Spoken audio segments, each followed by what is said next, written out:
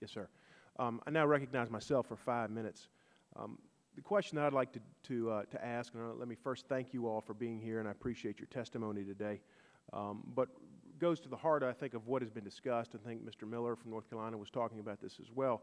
It seems to me that irresponsible lending is certainly it played a role in where we are for sure. And so I find it interesting that in your report and in your testimony, Mr. Angelides, that you say that government housing policies were not a significant factor in the crisis.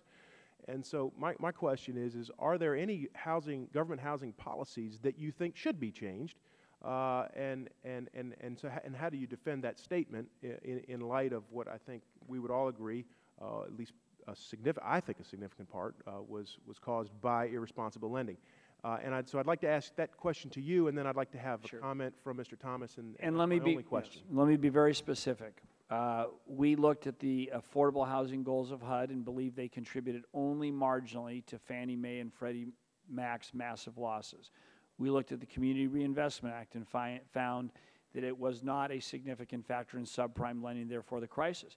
Clearly, Fannie and Freddie were publicly traded corporations, but with implicit government guarantee, which became explicit, with many subsidies from the federal government, and clearly that model was flawed and broken and ought not to be returned to. And we did say, I will say majority and the commission and the dissent by Mr. Thomas et al., that they did contribute significantly. We say that, and we say it clearly. But are there any specific housing policies that you can recommend to this committee that we look at to help prevent this from happening again? I mean, you said that this was avoidable, and I think we want to avoid this in the future.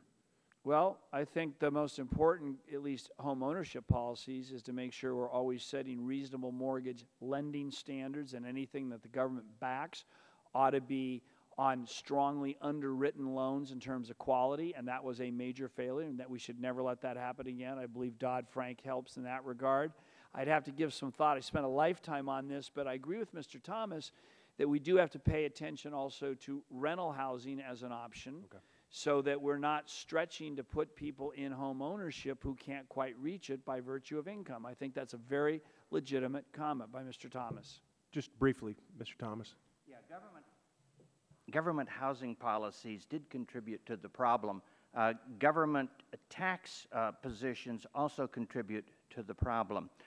The real difficulty is that in owning the home, it was, quote unquote, the American dream, but it was also the source of what people believed were their primary savings by virtue of the inflation associated with the value of the home and the so-called equity. We failed in the tax code to not let them cash in on that equity. So for someone who had been in a home for 20 years and you had the downturn, they had virtually no equity in it because of the tax structure. But ultimately, everyone contributed because it had been so long since we had a difficult time and it was easy to make money. But there's no question that a number of government policies, including the drive at all costs to get everybody in a home of their own, was one of the contributors.